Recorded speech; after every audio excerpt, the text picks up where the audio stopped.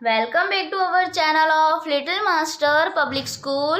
Today I am going to teach chapter number 3 of math subject for the class 6th, which is playing with numbers, means numbers के साथ खेलते हैं. Okay इस chapter का जो first topic है वो क्या है? Factors and multiples. ओके यहाँ पे देखो 6 इज इक्वल टू 2 मल्टीप्लाई 3 दिया गया है. मीन्स 6 हमें कैसे मिल रहा है? 2 को 3 टाइम मल्टीप्लाई करने पर हमें क्या मिल रहा है? 6 मिल रहा है. सो जो हमें आंसर मिलता है उसे कहते हैं मल्टीपल. ओके और जो ये स्मॉल पार्ट में नंबर दिए गए हैं 2 मल्टीप्लाई 3 वो क्या है? Factor. It called as factors. Okay किसके फैक्टर है? तो 6 के. ओके अब फैक्टर्स और मल्टीपल्स के कुछ एग्जाम्पल है. कैसे हैं देखो. First 1 is a factor of all number. जो सभी नंबरों का फैक्टर है वो 1 होता ही है. ठीक है कंपलसरी जो 1 है वो आता ही है.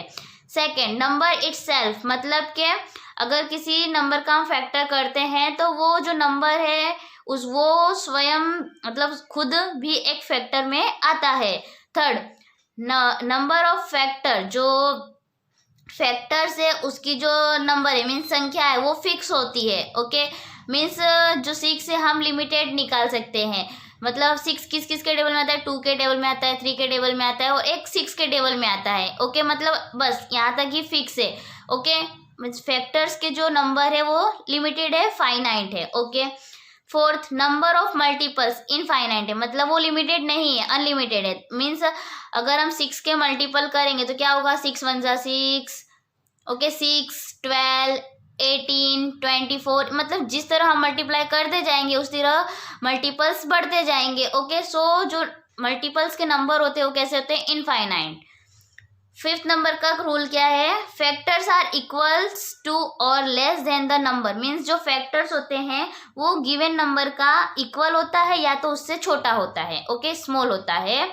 और जबकि जो मल्टीपल्स होते हैं वो क्या होते हैं? गिवन नंबर का इक्वल्स होता है और उससे ग्रेटर होता है, ग्रेटर देन होता है. मतलब जो गिवन नंबर दिया गया है उससे इक्वल होगा या तो उससे ग्रेटर होगा. ओके तो ये रूल थे फैक्टर्स और मल्टीपल्स के. Okay next topic is prime number and composite number. Okay prime number आप किसे कहेंगे? देखो फर्स्ट क्या है? The numbers other than 1 whose only factors are 1 and the number itself are called prime number.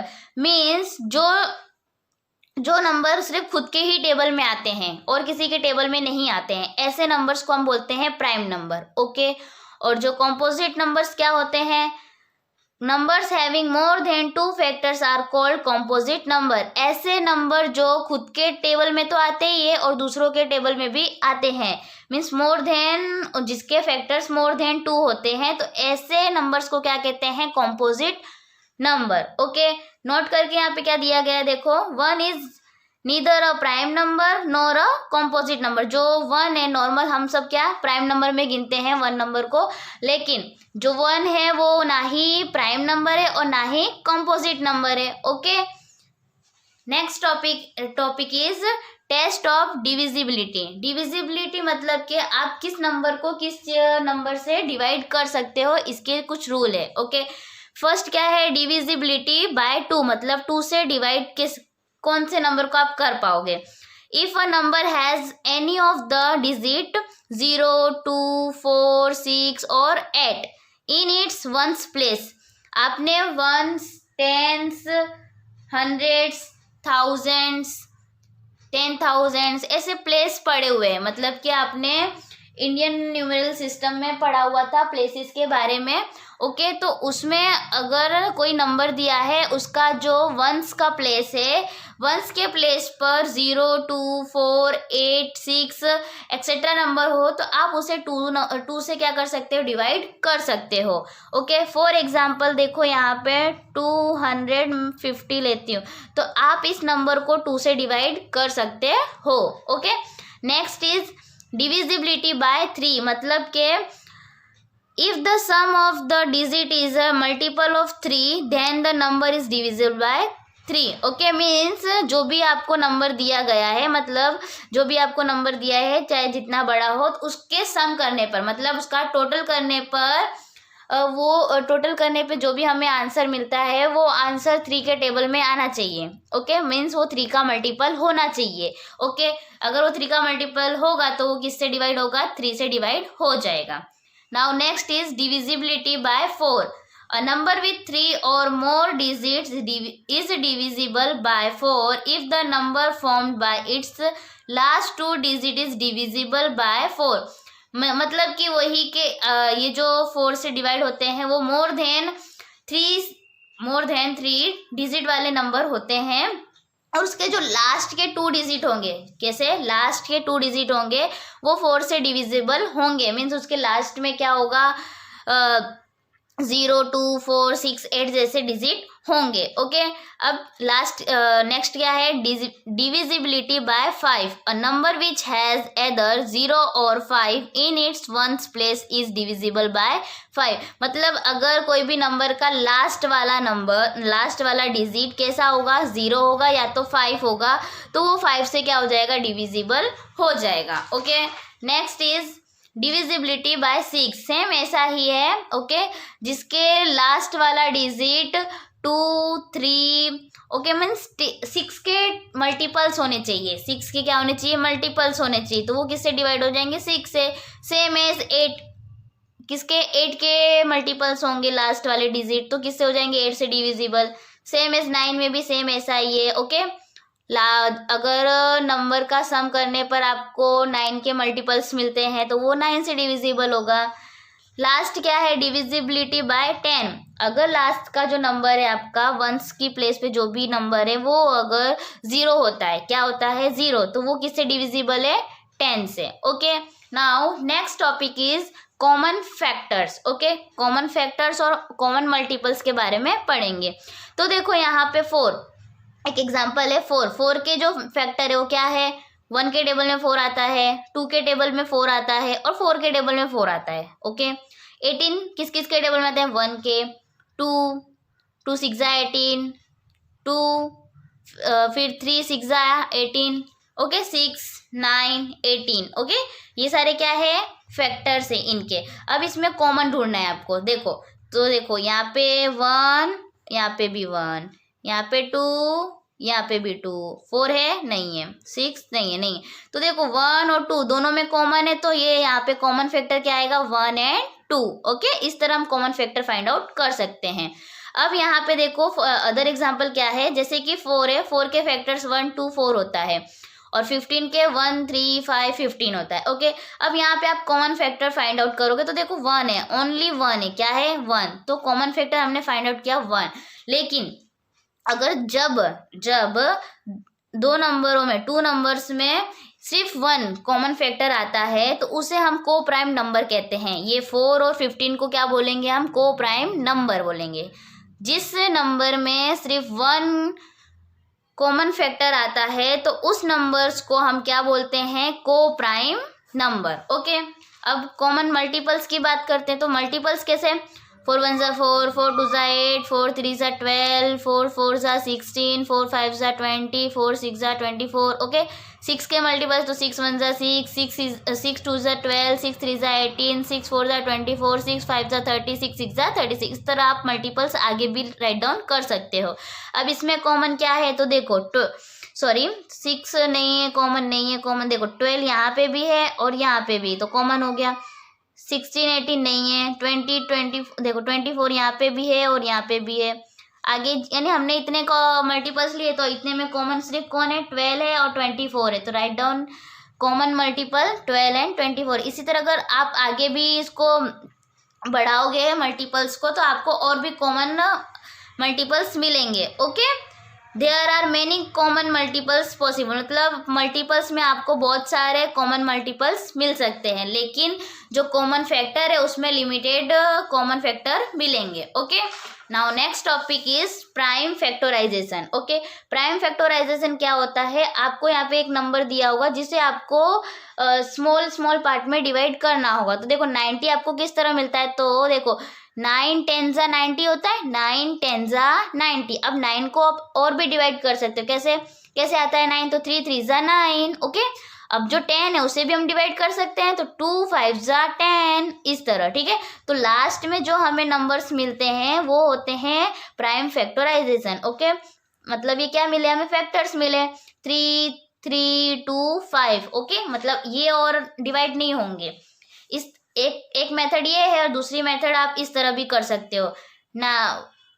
1980 को आप इस तरह कर सकते हो। कैसे, देखो 1980 है, जिसे आप सबसे पहले लास्ट वाला डिजिट आपको देख लेने का क्या है, जिस तरह मैंने आपको बताया था डिविजिबिलिटी वाला, सेम उसी का रूल फॉलो करना है। आप जब फैक्टराइजेशन करोगे तो सबसे स्मॉल डिजिट लेने का, आपको सबसे स्मॉल डिजिट से आपको इसे फैक्टर्स करने के, ठीक है। तो देखो ये 2 से डिवाइड हो रहा है, तो क्या करेंगे, 2 9 जा 18, 2 9 जा 18, 2 और ये 0 का 0, फिर वापस से 2 से डिवाइड हो जाएगा, तो 2 4 जा 8, फिर 2 9 जा 18, 2 5 जा 10। अब लास्ट वाला डिजिट 5 है। अब मैंने क्या कहा था रूल में, जब ये सारे नंबर्स का टोटल करने पर आपको अगर 3 के मल्टीपल्स मिलते हैं तो वो 3 से डिवाइड होगा। ओके, तो इसका सम करने पर आपको 3 से डिवाइड हो जाएगा। देखो 3 1 जा 3, 3 6 जा 18, 3 5 जा 15। ओके, अब इसी तरह वापस से डिवाइड हो सकता है, 3 5 जा 15, 3 5 जा 15। अब देखो लास्ट वाला डिजिट अगर 5 या 0 हो तो 5 से डिविजिबल है, तो 5 से करेंगे तो 5 1 जा 5, 5 1 जा 5। ओके, अब ये 11 है, तो 11 तो सिर्फ खुद के ही टेबल में आता है, तो 11 1 जा 11। इस तरह ये जो भी हमें फैक्टर्स मिले वो क्या होते हैं, फैक्टराइजेशन मेथड होती है, ठीक है। इस तरह आप प्राइम फैक्टराइजेशन कर सकते हो। अब आपका नेक्स्ट टॉपिक आता है हाईएस्ट कॉमन फैक्टर, मतलब HCF। The HCF of 2 or more given number is the highest or greatest of their common factors. It is also known as greatest common divisor. Okay, GCD.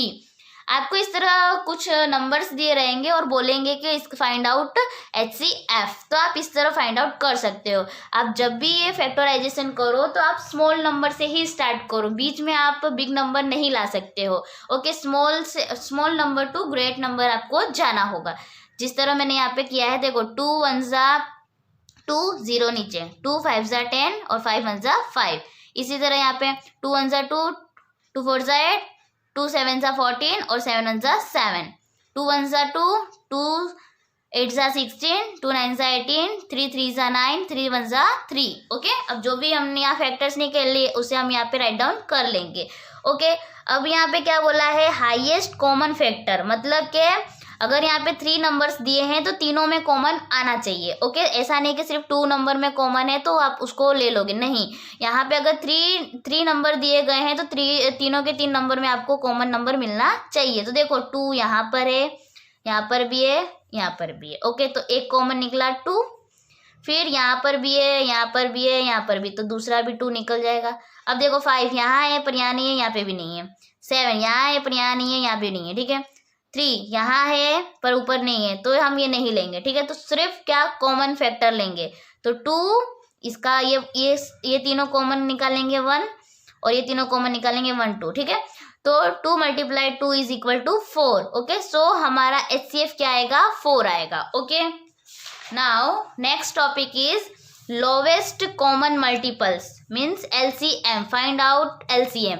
इस तरह आपको एक सम दे दिया जाएगा तो उसका LCM निकालना है। सेम वही प्रोसेस है, बस इस बार आपको क्या करना है, एक साथ कर देना है सॉल्व। ओके, तो आपको सबसे पहले मैंने क्या कहा, स्मॉल डिजिट ही लेके चलना है। ये फर्स्ट मेथड आप इस तरह से भी कर सकते हो और आप इस तरह भी कर सकते हो, 1 बाय 1 आप समझेंगे। देखो आपको जितने भी नंबर दिए गए उसे इस तरह लाइन बाय लाइन लिख लोगे, फिर सब देखने का कि 2 से डिवाइड हो रहे हैं कि नहीं। तो जो भी नंबर 2 से डिवाइड हो रहे हैं उसे 2 से डिवाइड करेंगे और जो नहीं हो रहे उसे सेम एज नीचे राइट डाउन कर दे जाएंगे। तो देखो 2 2 जा 4 मतलब 20 टाइम में जाएगा 40, 45 नहीं जा रहा है तो 45 एज ऑन लिख दिया मैंने, और 48 जा रहा है तो 24। ओके, 2 फिर 10 जा 45 नहीं जाएगा तो कोई नहीं 12। ओके, 2 5 जा 45 नहीं जा रहा है तो ऐसे का ऐसा 2 6 जा। अब देखो यहाँ पे 5 है, यहाँ पे 45 है और 6 है, तो अभी ये 2 से जाएगा, हाँ जाएगा। 2 5 जा और ये 45, 2 3 जा, ठीक है। अब जाएगा 2 से नहीं जाएगा, अब ये 3 से जाएगा क्योंकि यहाँ पे 3 है, ठीक है। तो देखो 5 जाएगा नहीं जाएगा, 45 जाएगा, तो 3 1 जा 3 और 3 5 जा 15 और 3 1 जा 3। ओके, अब देखो ये 3 से जाएगा, हाँ जाएगा अभी क्योंकि 15 है, तो 3 5 ये नहीं जा रहा है तो इसको 5 ऐसे कैसे नीचे, 3 5 ज़ा 15 और 3 1 ज़ा 3। अब जाएगा 3 से नहीं जाएगा तो 1 से 5 से जाएगा, ठीक है।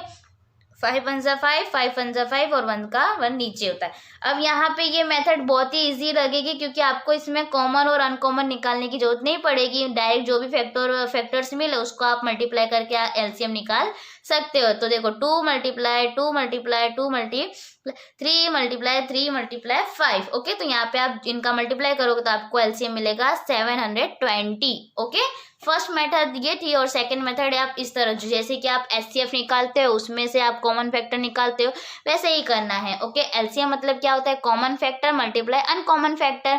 तो आपको first of all common factor निकाल लेना है, फिर जो भी अनकॉमन बचते हैं उसको मल्टीप्लाई कर देना है। तो देखो 40 के जो भी फैक्टर्स है वो इस तरह है और 45 के और ये 48 के। तो सब फर्स्ट ऑफ ऑल हम क्या करेंगे, कॉमन फैक्टर निकालेंगे। तो देखो कॉमन फैक्टर 2 यहाँ पर है, यहाँ पे नहीं है, यहाँ पर है, ठीक है चलो 2 निकाल लिया, ये रहा। अब यहाँ पर है, यहाँ पे नहीं है, यहाँ पर है, चलो निकाल लिया। फिर यहाँ पर है, यहाँ पर है, चलो निकाल लिया। अब 5 यहाँ पर है, यहाँ पर है, इसको भी निकाल लिया। अब 3 यहाँ पर है और यहाँ पर है, चलो इसको भी निकाल लिया। ठीक है, ये हमारे आ गए कॉमन फैक्टर। अब क्या बोला है, अनकॉमन फैक्टर। तो अनकॉमन कौन बचा, 3, तो 3 भी लिख लिया। और दूसरा 2, तो 2 भी लिख लिया। ओके, और इस तरह हमने क्या कॉमन फैक्टर फाइंड आउट किया, फिर अनकॉमन को भी मल्टीप्लाई कर दिया, तो हमें एलसीएम मिलेगा 720। ओके, तो ये थी दोनों मेथड। आप किसी भी मेथड से एलसीएम फाइंड आउट कर सकते हो। Okay, so that's all for today. Thank you for watching this video.